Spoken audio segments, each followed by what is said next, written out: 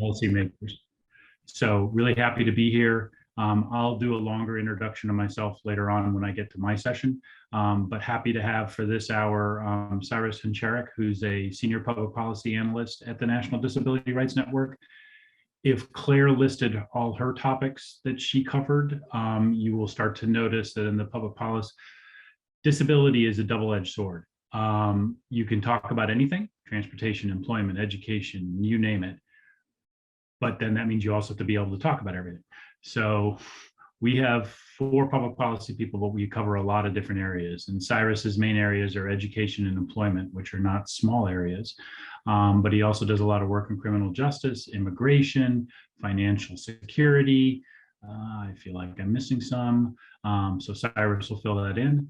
But he's going to talk to you a little bit about employment today and some of the things he's learned over time. He's been with NDRN a little over 2 years now and came to us from the Parent Teacher Association. And before that was a Teach for America teacher in South Dakota. And I will let Cyrus fill in some other information if I missed anything, and I will go plug my computer in so it doesn't die. Thanks, Eric. Thanks, Linda. Can someone just give me a thumbs up to make sure they can hear me? I can be heard. Okay, wonderful. Yeah, no, I think Eric pretty much hit my bio. I cover also police reform, some of the nutrition assistance programs, but the bulk of my time is focused on employment and education, which are, from my perspective, inextricably linked. I think the one big thing Eric didn't mention is that I am actually originally from Texas. I went to the University of Texas, and I'm so happy to be talking to a cohort of fellow Southerners down in Alabama. I feel like we are sort of like cousins down there, and living in DC, just a little bit of a different world from where I grew up, and certainly from South Dakota, where I used to live. So again, always good to talk to some fellow Southerners. So, what I've been asked to speak to about today is the issue of sub-minimum wage, sheltered workshops, and sort of, the policies, basically what's going on at the federal level on policies to, eliminate these programs, and also policies to uphold these programs. Obviously, we are in the former camp in terms of our advocacy, and so I'm just really honored to be here and sort of share that landscape and what I've learned, and hopefully you all can take this information and use it to implement change down in Alabama. I think what I want to do for this presentation is I do want to spend some time giving a history of sheltered workshops and sub-minimum wage, just because I think that's critical to understanding this issue and the different advocacy perspectives on this issue. So I do want to spend kind of a bulk of my time doing that.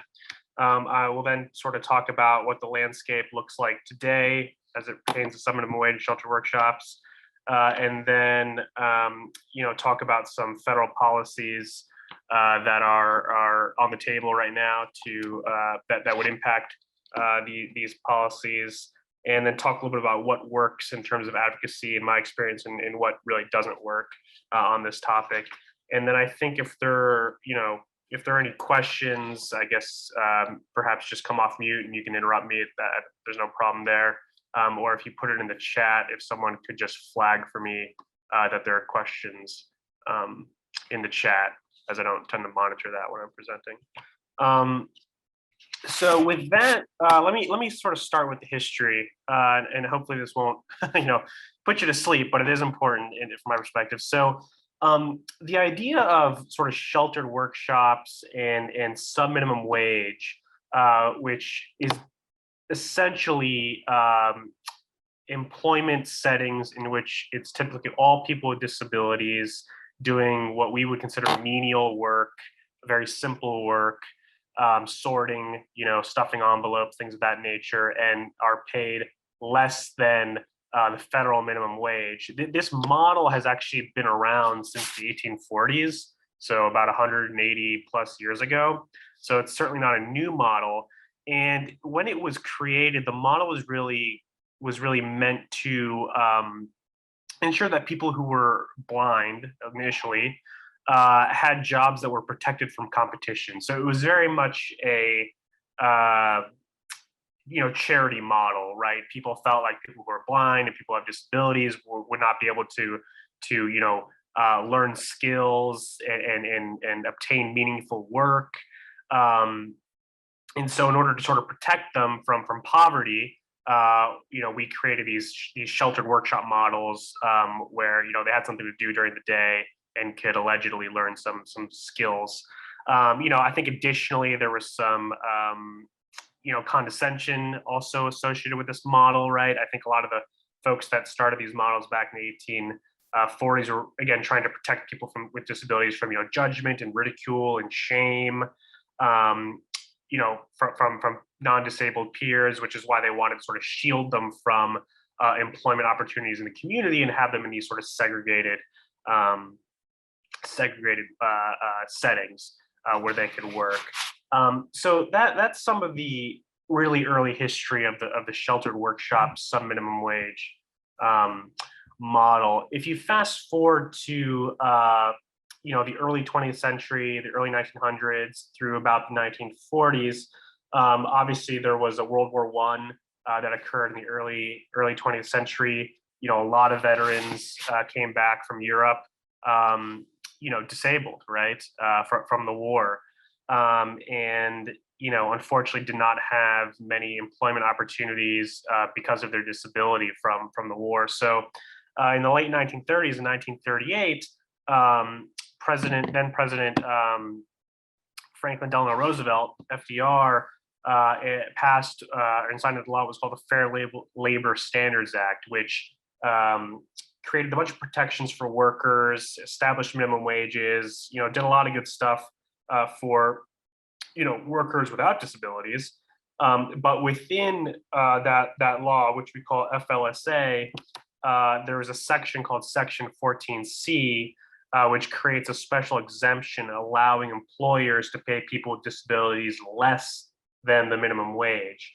And so the theory here was that this exemption was meant to encourage the employment of veterans coming back from World War I, veterans with disabilities, to encourage employment for them in the manufacturing economy. So again, I think it was sort of somewhat of this charitable model, this perspective that was sort of carried over from the 1840s, that we sort of need to protect people with disabilities and ensure they're not being outcompeted for jobs. So essentially just low expectations for this population. And so this law, the Fair Labor Standards Act, which includes Section 14C, remains in place today. It is the law of the land. And so there are people today that are paid less than minimum wage in working in segregated settings. I did some research before as I was preparing for this presentation to see sort of what the landscape in Alabama looked like, and you all would probably know better than I would, but Alabama has not outlawed 14C, meaning that folks in your state can be paid sub minimum wage. And I looked online, and there are a couple programs. There's in the Department of Labor database that tracks all this information. Places that are paying people with sub minimum wages. So there are these sheltered workshop settings in your state. So let me talk a little bit about what the landscape of 14C looks like today outside of Alabama and both within Alabama. So today, Section 14C, again, of the Fair Labor Standards Act is administered by the Department of Labor, which is a federal agency here in Washington, D.C. Basically, how this works is an employer. What are you eating? I think McNeil. Okay, perfect. So basically, how this works is a employer can apply to the Department of Labor for one of these 14C certificates, and then once they're granted that certificate, they're able to hire folks with disabilities and pay them less than the minimum wage. And again, the theory here being that people with disabilities, their disability might interfere with their productivity or ability to earn compared to a person without a disability. So what does this look like in practice? So for example, Alabama does not have, they don't have a state, my understanding is they don't have a state minimum wage. So you all use the federal minimum wage, which is $7.25. So let's say, for example, at an employer in Alabama who has a 14C certificate, they can, maybe let's say that they pay everyone $8 an hour, a little bit above minimum wage. If they have a 14C certificate and they've determined that a person with a disability working in their sheltered workshop is only 50% as effective as a person without a disability, they can pay that person $4 an hour, which is 50% of 8. So that's sort of how it worked in practice. From my perspective, there is a lack of transparency among 14C certificate holders and the Department of Labor, in our view. So it's hard to really get a sense of what the average wages are, exactly how many people are working in these settings. But the data we do have shows that on average, the average wage from a couple years ago of folks working in what we call 14C settings was $3.34, far below federal minimum wage, which is what Alabama adheres to, which would be $7.25. And then estimates vary, but I would say there are about 100,000 folks, between 90,000 and 100,000 folks who are working under a 14C certificate. So I painted, quite, a bleak picture, with the history of this, in our view, discriminatory program. But I think a silver lining is that, in the last couple of years, over 10 states have prohibited the payment of subminimum wage in their states. Let me stop there. Kim has her hand up. So Kim, if you have a question, please go ahead. I missed the number. Can you repeat the number? How many you found in Alabama?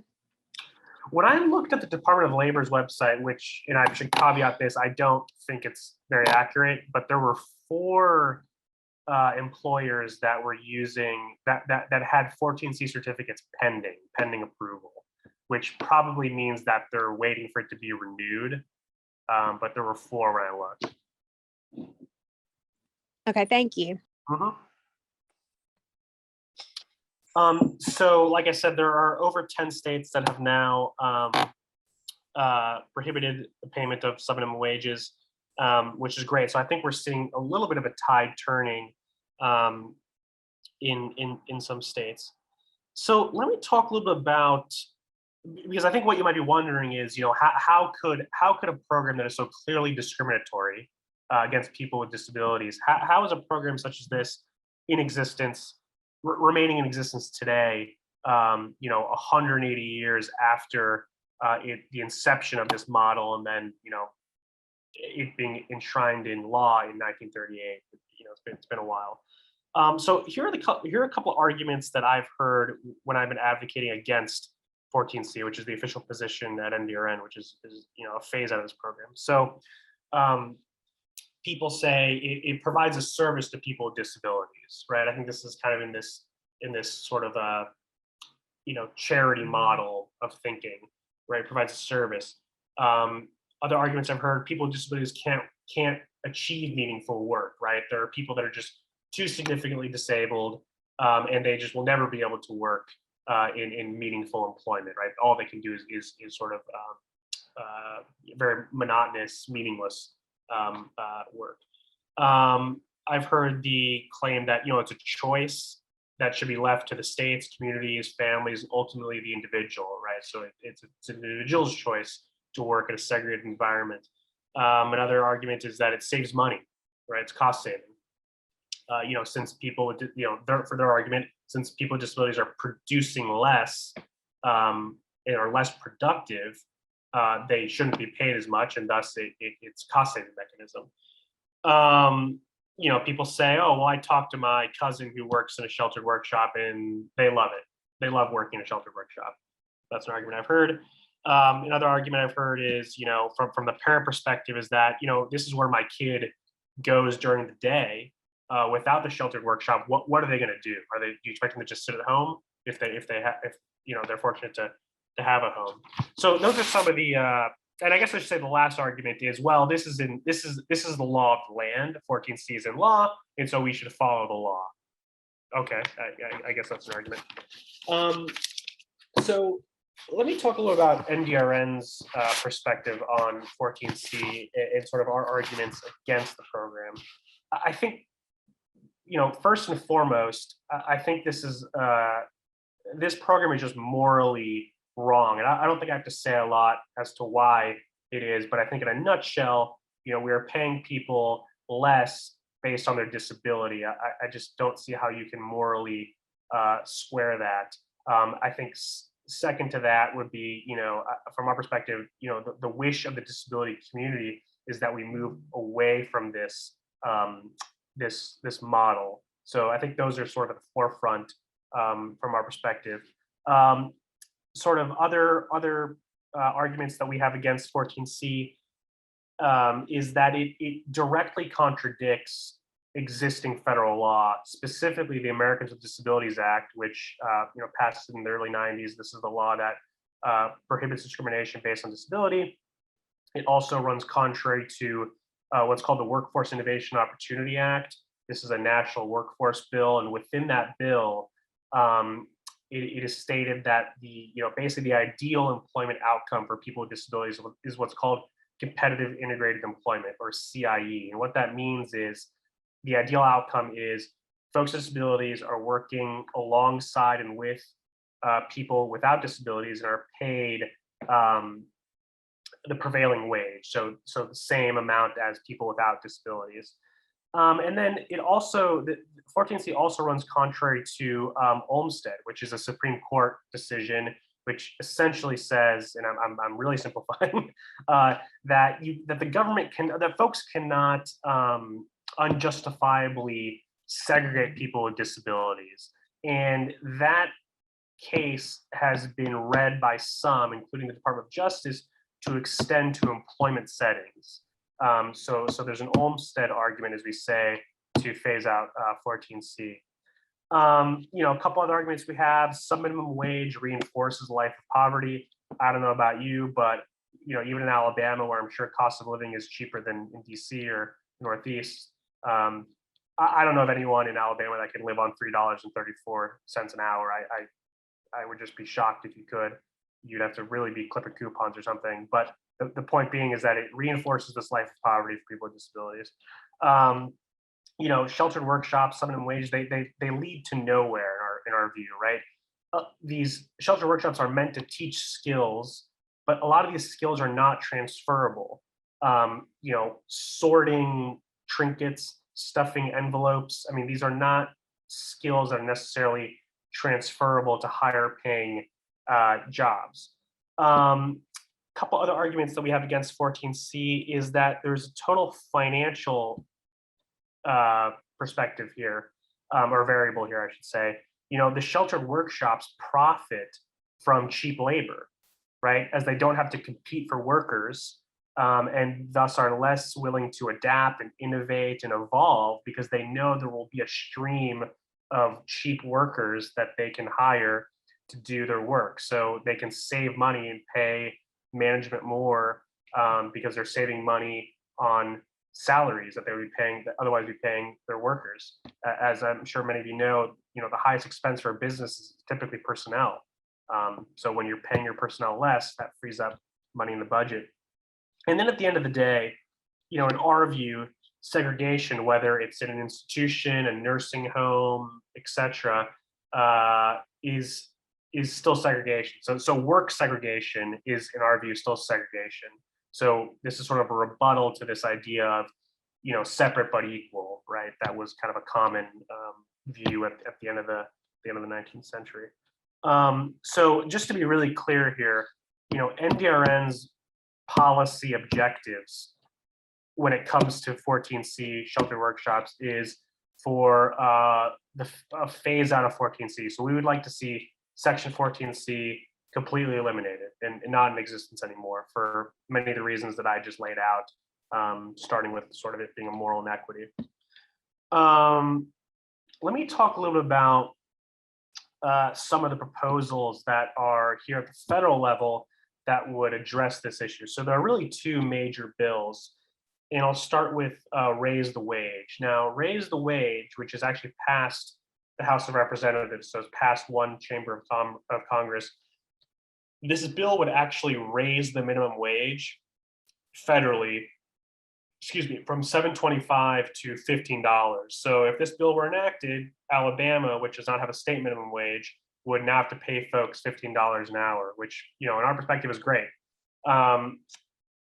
Within that bill, there's also provision that would repeal Section 14C, so it would eliminate it right when the bill got signed, if it were to ever get signed. So that's one bill we're very supportive of. The second bill, which I think we're sort of more supportive of, and we like to see passed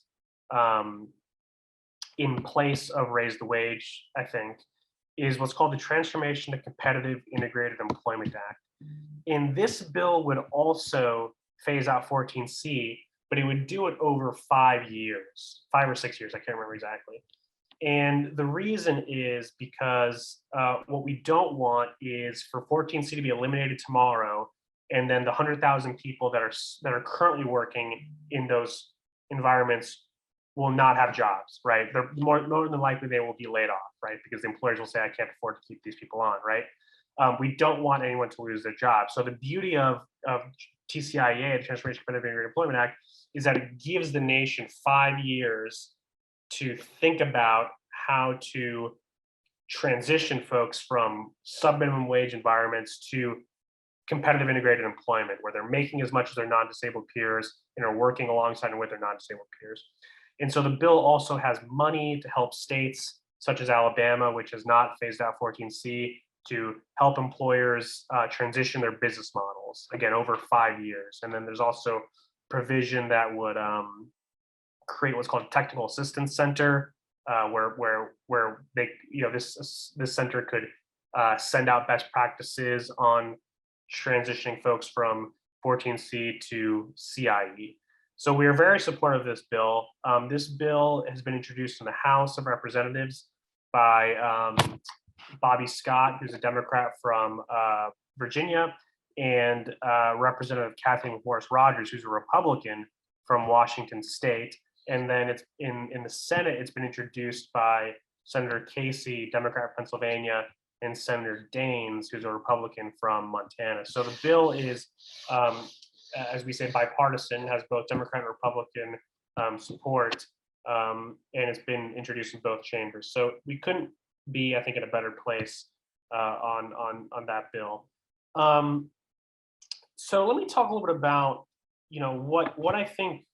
Let me talk about what I don't think works when you're advocating for the elimination of sub-minimum wage. And I can say right now, neither Senator Shelby or Senator Tuberville, nor any of the Republican representatives, to my knowledge, in Alabama are on the Transformation to Competitive Integrated Employment Act. So if you're looking to do advocacy to those offices, this is what I would not do from my perspective. And these were all learned. I learned all these by doing them and them not working. So what I think I would stay away from, and I'm not saying don't mention it, but I think I wouldn't make this like the main focus of your argument, is staying away from sort of this, what I'm referring to as like the statutory or regulatory contradictions that exist in the law. So what do I mean by that? As I said earlier in my presentation, 14C conflicts with ADA and WIOA, right? They ADA and WIOA, say that folks with disabilities should have economic independence, they should be working alongside their non-disabled peers, they should be paid a livable wage, etc. And that contradicts 14C. While a very powerful argument, I don't think that really resonates with lawmakers, because I think there are many examples in our government of laws that contradict each other. So I don't think that this issue is unique in that sense. So I think it's good to mention that, like, hey, the American Disabilities Act has this promise that people with disabilities achieve economic independence. How can that be possible or achieved when we have this other antiquated law that pays people with disabilities some minimum wage. I think you could kind of leave it at that. And then I would also stay away from getting too much into like the national perspective, talking about, other states that have phased out 14C and how great it's working over there. And saying these groups in Washington, are in favor of this. I don't think that's really going to resonate with offices that, at the end of the day are primarily concerned with their constituents in their state or district. So it's a very narrow focus. So those are two things I wouldn't not mention. I just wouldn't I wouldn't go in there with like a brief of how 14C contradicts other disability law and a bunch of national stuff. I would stay away from that. What I think does work, I think stories are always powerful. Ideally, if you could get someone who works in a sheltered workshop in Alabama, who's from the district or from the state, if you can get this person to kind of go on the record with a member or their staff and say, I've worked in this sheltered workshop. I don't like it. I feel like I don't have a choice. I only work here because I don't have any other option. If you can get someone to sort of talk about, I hate to say this, but sort of the horror of what it is to work in a sheltered workshop, I think that is always really compelling. And then I think any sort of data that you can bring that shows that people with disabilities in Alabama can achieve meaningful employment. So if you have any statistics or even stories, have someone with a disability who, works as an attorney or is a doctor or a teacher or, more, I would say more like white collar positions.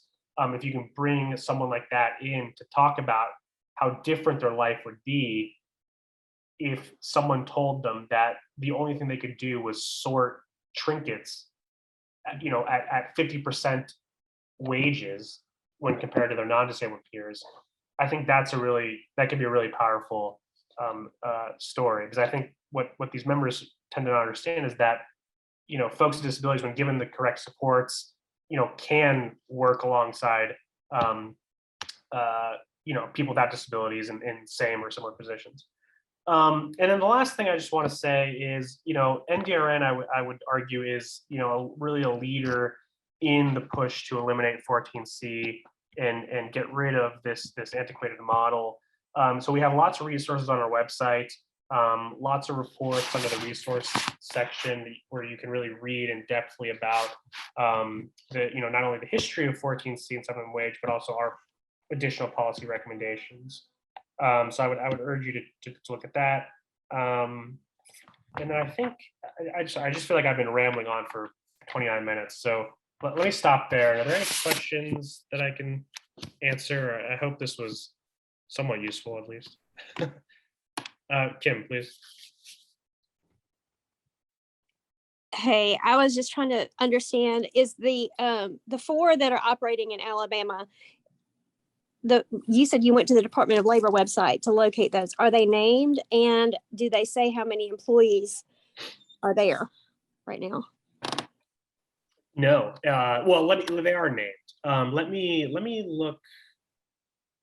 So it doesn't say how many employees are there, and again, that's another problem, is that I don't think the Department of Labor, is doing a good job of tracking this kind of stuff. So no, I do not know how many folks are there, but now I'm interested in seeing the name of these places. So if you can just give me 1 second while I look this up, or if someone has another question. Well, one of them you should look probably is the residential communities that have quote unquote workshops within the residential quarters. So you could probably Google, one of them might be Rainbow Omega.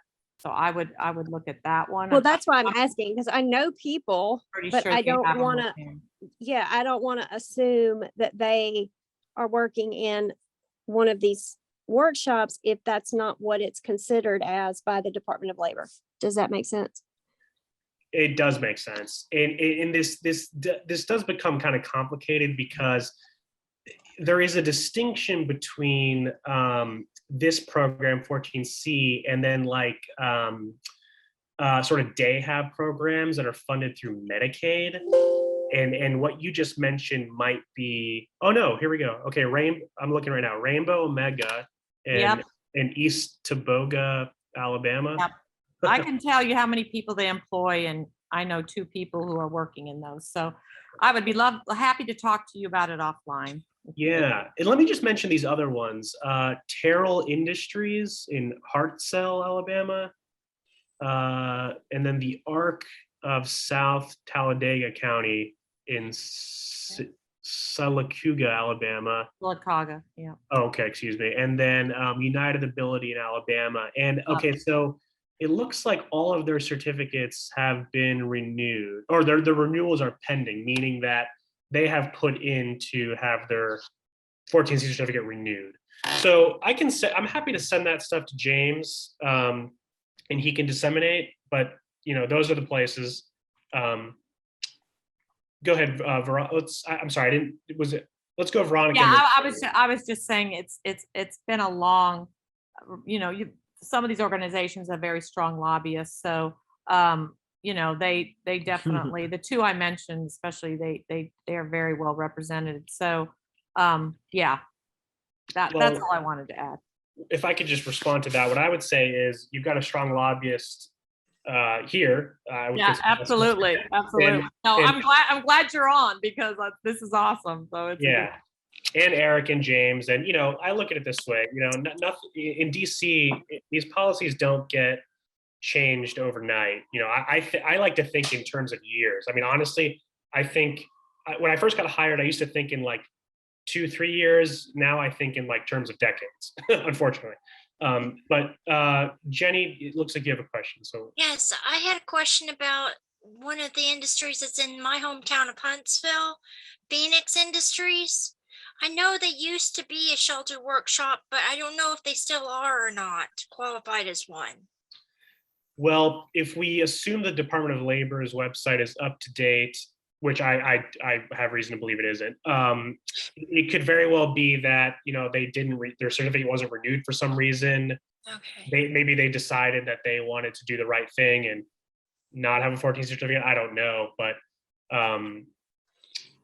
yeah, that's the problem with the data is that, and I don't know what the state data looks like, but the DOL data I don't think is accurate, because we know, just to give you an illustration of why I don't think it's accurate, and Eric, help me out if I'm mischaracterizing this, but in a couple of our reports, which were done before I got on at NDRN, we have reason to believe that there are workshops that don't renew their certificates. They don't go back to the Department of Labor for renewal and continue to pay people with sub-minimum wages. So they're doing it illegally. Right, it's already bad enough that you can do this legally, but then to do it illegally is even more concerning. So I'm not. I mean, just to be very clear, I'm not suggesting that is what's going on at this organization, but I'm saying it's a possibility, perhaps.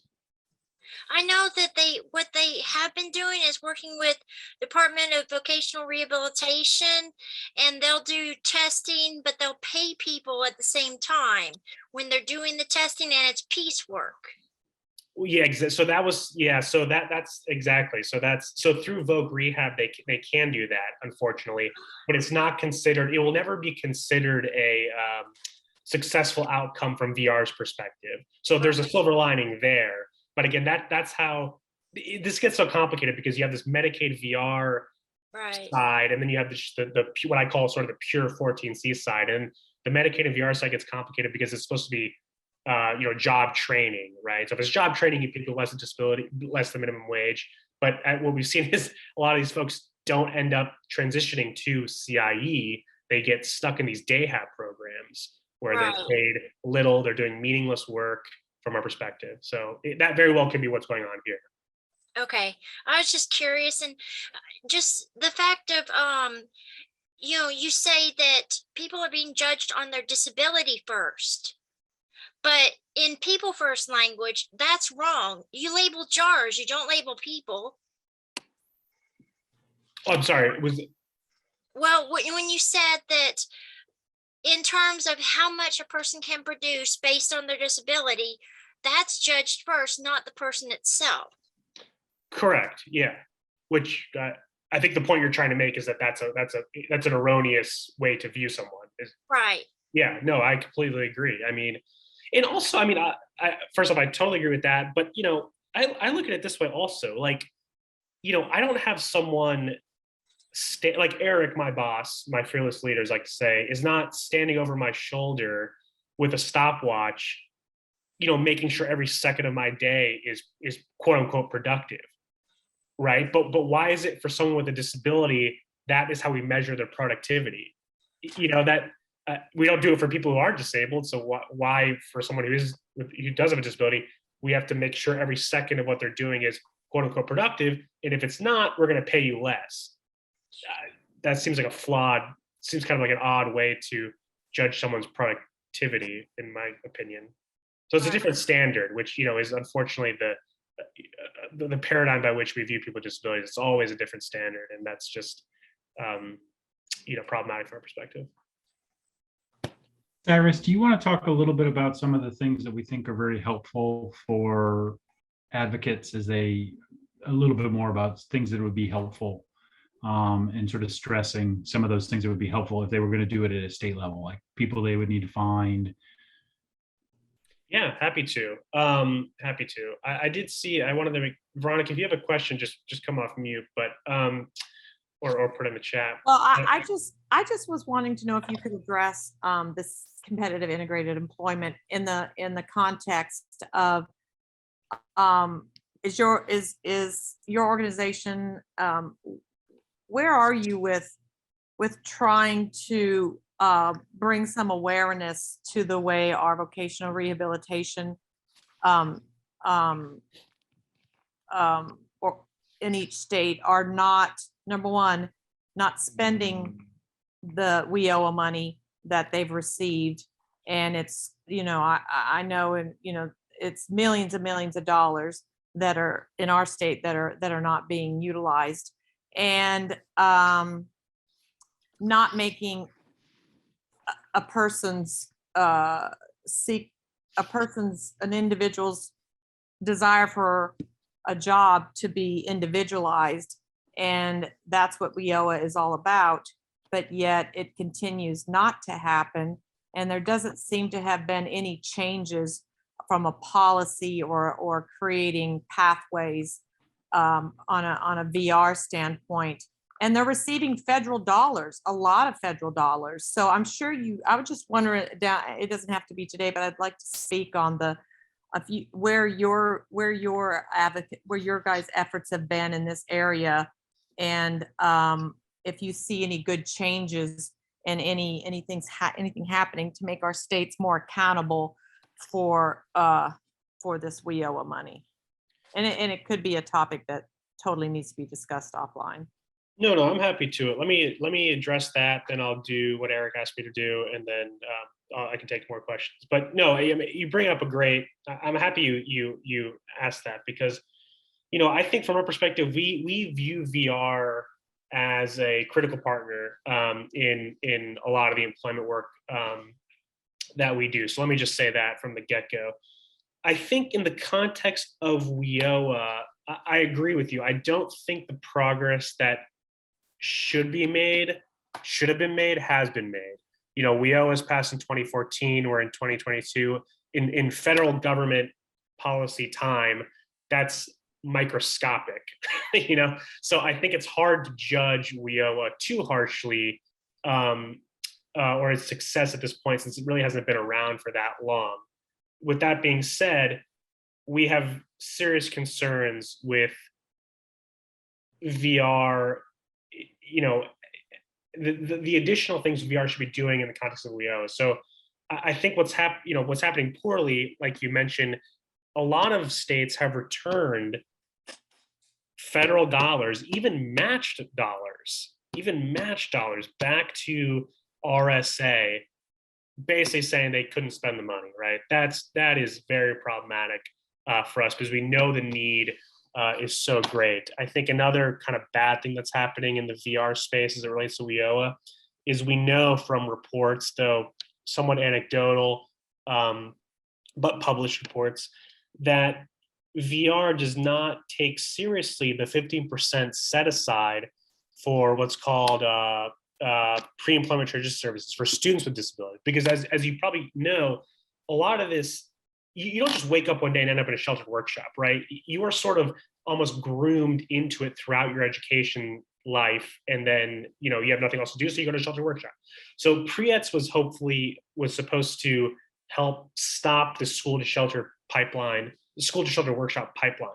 So VR agents are supposed to spend 50% of their VR dollars on pre-ETS. We know that a lot of these VR counselors don't want to do this. And even when they are doing pre-ETS, it's very cookie cutter in low expectations. So we've heard stories published in reports that the VR counselor will say, all right, let's talk about SSI, right? Let's talk about public benefits programs, right? Like, and if you're hearing that as a child with a disability, that basically the only thing for you is public benefits, I mean, what are you going to think? Okay, well, this is all I know. This is what I'm going to do. So they're not using that money well either, which is very problematic from our perspective. So I think there's a lot of work that needs to be done to get these VR agencies to think, innovatively and creatively, so we can accomplish what was set out in WIOA. On the flip side, though, I think there are some promising things in the pike. I think one the most immediate is the fact that the returned VR money has now been reallocated by the Department of Education specifically for CIE. So Congress said that the return of VR money has to be used for CIE purposes. And so there's a grant application out right now for VR agencies that are interested in doing, some serious CIE work to get additional funding to do that. And they can partner with, nonprofits such as PNAs or DD councils, et cetera, to do that. So I think that's a real promising practice or policy that's been implemented. And then I think related to that, I think at the top, at the Department of Education, we have some pretty strong allies in the Office of Special Education Rehabilitation Services, OSERS, which oversees RSA, which oversees the VR program. So Catherine Neese, who's the acting assistant secretary, is acutely aware of the issues with VR, to an extent the issues with RSA, and is doing everything she can to help them think, more creatively about this problem. Hence how we got this reappropriated money. Yeah, and her name's Catherine Neese, Neas. I'm sorry, that was a lot, but did that kind of answer your question? Yes, because I mean, that's one area that really has been a very egregious world in the families that I know in our area. So it's Hey, Cyrus, can I jump in for just 1 second? Sure. I'm going to do an Alabama specific thing here, unless James jumps up and down and tells me not to. But one of our programs that has been created over time is called the Client Assistance Program, and is focused solely on vocational rehabilitation work. And that's what its main focus is supposed to be. A longer story, which I could tell you on Saturday if you're interested, is how one letter makes a difference in a law. So most of them are located within the protection and advocacy agencies like ADAP. But there were some states that were grandfathered in, and the client assistance programs, or CAP, is in another place. And in Alabama, it happens to be in the vocational rehabilitation agency. We think that's a complete and utter conflict of interest, and have been trying over time to change that. Because how can you be providing advocacy about the decisions your people are making? And so to me, that's one of those things that can be addressed by self-advocates and families and those kinds of things, is we really truly need an independent advocate. If you want us to be gainfully employed in competitive integrated employment and have the best shot and the best opportunity and really make good use of this funding, we need an independent client assistance program. And so we have advocated, and we're trying to get them to come look at a number of these independent caps because they really don't do much work. But that is one thing that as a group you could coalesce around and really advocate with your state representatives and state legislators to say, look, you really want you want people with disabilities gainfully employed in competitive integrated employment, but the system that's supposed to be helping us doesn't have a true independent advocate. So I will just put that out there. Thanks, Well, Eric. I have a story, and I mean, this is Veronica McGee again. I'm sorry to interrupt, but we'll talk about it. But I completely agree with you because we went through a very, very egregious situation with VR's client assistance person that was so I can't even tell you how bad it was.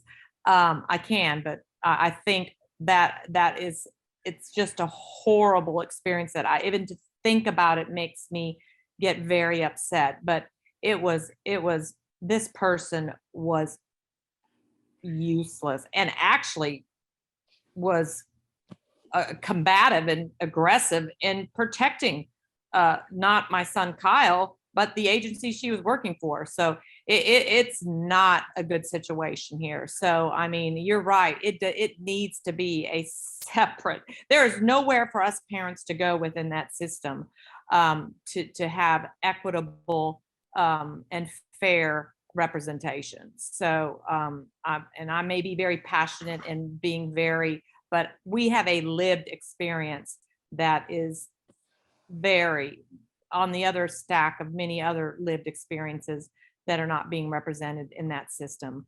Years of it. And I'm a very, very strong advocate for my son, but I have tons of documentation, literal phone calls. It's just that is an area that that I wish I would have thought of that from my PIPA project, but that's definitely something that needs to, and I thank you for Veronica, we will keep you around and put you on another project. I know, exactly. Along with the other two I'm helping on. I had But it's what's preventing our parents from getting their stories out because it's just this VR client assistance legal person is it's not good. Go ahead, Jenny. Okay, what I was going to say is, did I hear you correctly that there is not a state of Alabama client assistance program? Because that's in our application form at work. I work for Disability Rights and Resources, which is an independent living center in Birmingham. No, there is one. It's just what Eric is saying is that it's in your state VR system, which from our perspective, I think is a conflict, right? Because how can there be a system that is meant to provide oversight that is within the very system it's supposed to be providing oversight for? Does that make sense? Yes, it does. It needs to be an outside agency. Exactly. And so just to put a finer point, and thank you, Veronica, for sharing your personal story, and to put a finer point on this, Veronica and Jenny, we are trying, when a reauthorization of the Workforce Innovation Opportunity Act, WIOA, comes up, one of our asks is to get the independent caps, primarily the ones that are in state VR, out of those agencies and into the PNAs. Because what we've seen is the ones that are in the PNAs, and obviously we're biased because we represent the PNAs, but the ones that are in the PNAs do a lot more work, right, than the independent ones. And actually, a lot of the independent ones haven't spent out their money. So they have a similar problem as VR does. But I'm sorry. Was there someone wanted to jump in? This is Melissa Hall. Mm-hmm. My son went through VR to get employment, and they, I guess you call it, contract out to an agency. Mm-hmm. And what I found is those agencies have connections with a certain employer, and that's all that they're wanting to send your family member to. And I have a problem with that as well. But in my understanding is they're doing that because they're not going to get paid until they find that person employment. Is that true? Do you mean the VR counselor won't get paid until they find? No, the agency like Triumph Services here. They give those, they contract, I guess, that out for them to be the one to find employment. Gotcha. And those agencies, they have a relationship with a certain company where those jobs, they don't look for the jobs that the individual can actually do. They just assume that they're just going to put them in that job because that's the easiest way for them to get paid.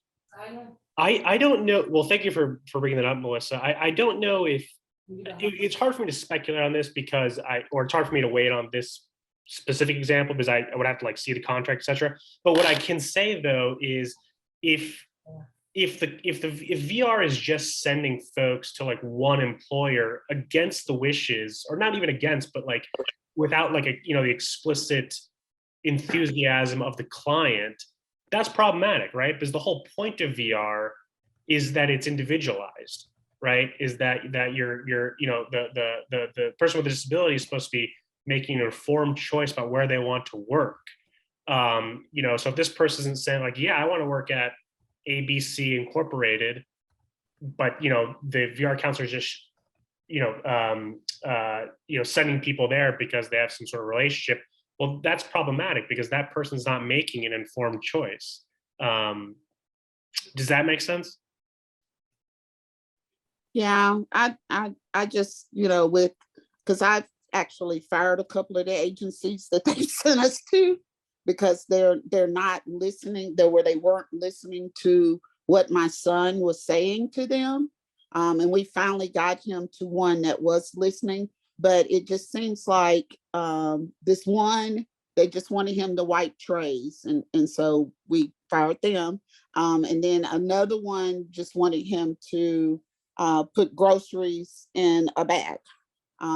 Whereas my son is very good on a computer and he wanted to do something with a computer, and but they would not even entertain that idea because they really wanted him to hurry up, get employed so they can get it counted.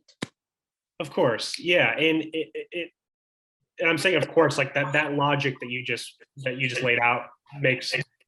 I wouldn't be surprised if that's what's going on. I mean, I will say, look, is it, doing customized employment, individualized employment, right? Really listening to a person's needs and vision and goals.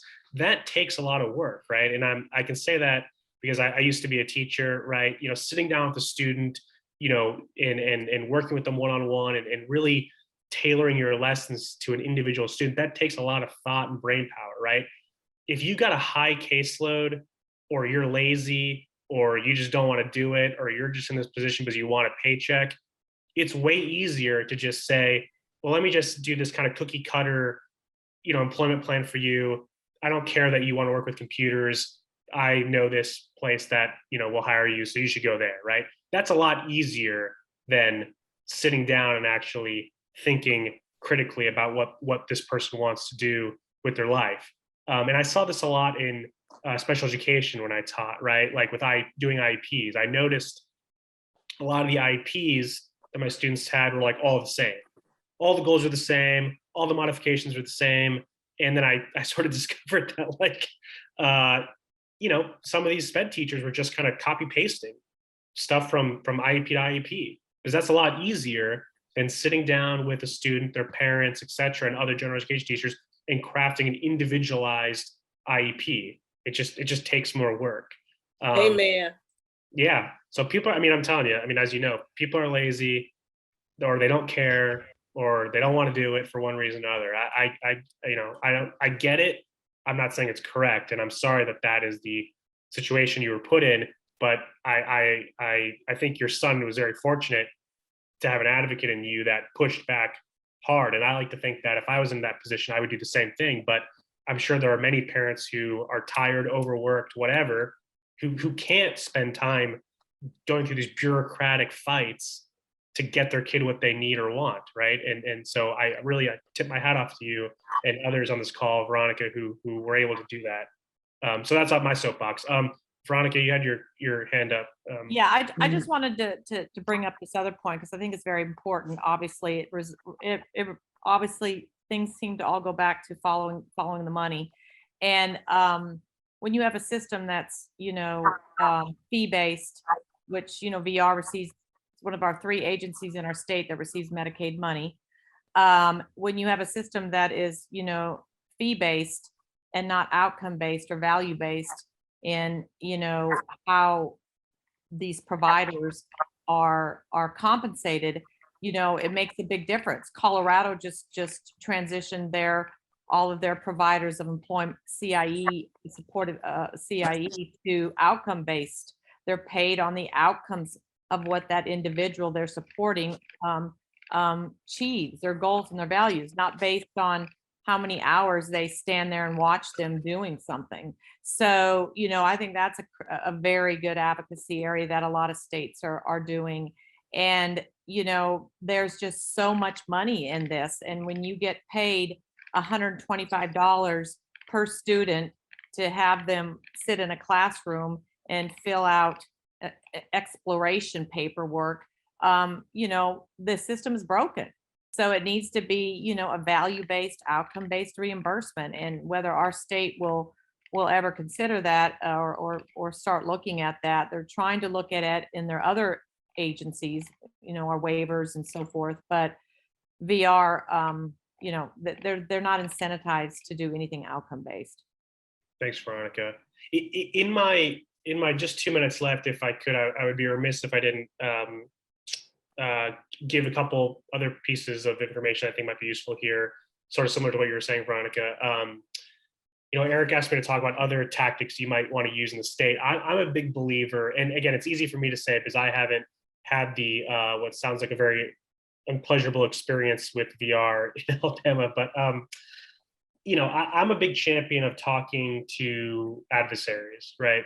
For as long as you can, keeping the channels of communication open. So I think you should go, if you can, to your VR commissioner. I don't know what it's like in Alabama, but whoever heads VR, try to have a conversation. It could be something as easy as we have a group of parents that have not had good experiences, right? We've seen X, Y, and Z issue.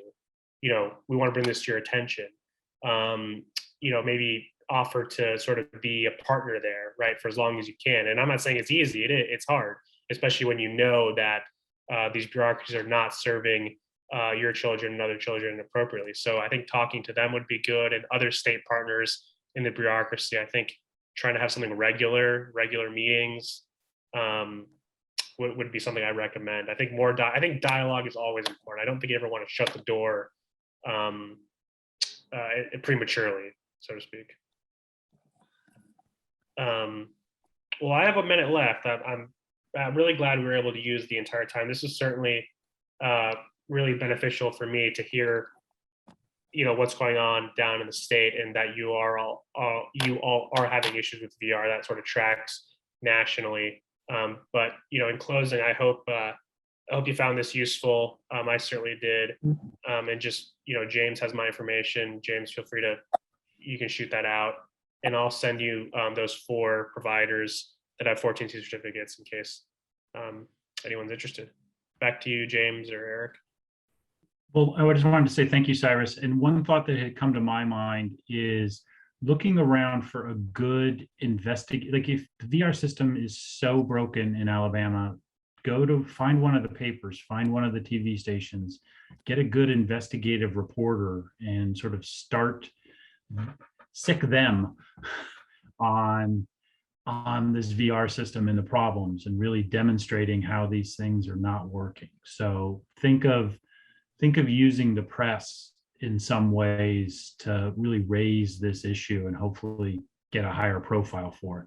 Because you also, especially if you raise it now with this administration, that might get their attention even more about the problems.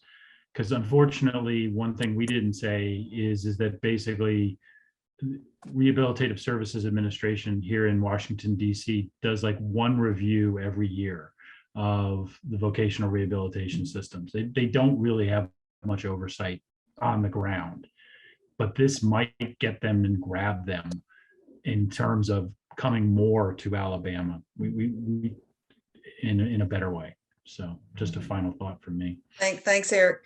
I think they, even if they had a review, they would look great on paper.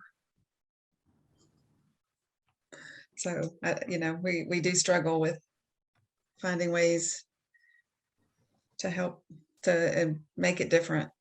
Well, the bar is probably pretty low for the review, as I've found with government agencies reviewing other agencies, that, you know, the threshold is not very high to meet. I mean, I'm being kind of tongue in cheek, but it wouldn't surprise me if the reviews were not that extensive, which is why the P&A system, you know, exists, because we do know there are internal checks that don't function well, and that's why the P&A, you know, is so powerful. Anyway, that was the last thing I'll say, but thanks for the time. Veronica looks like she's got one more thought.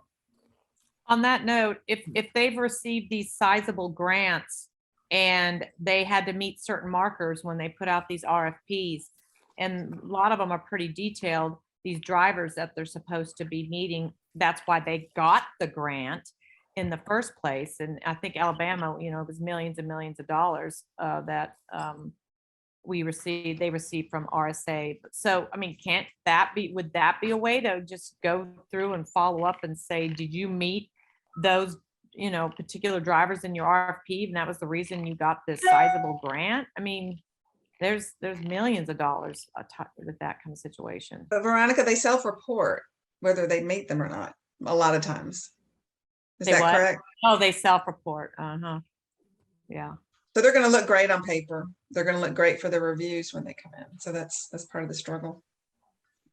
Yeah.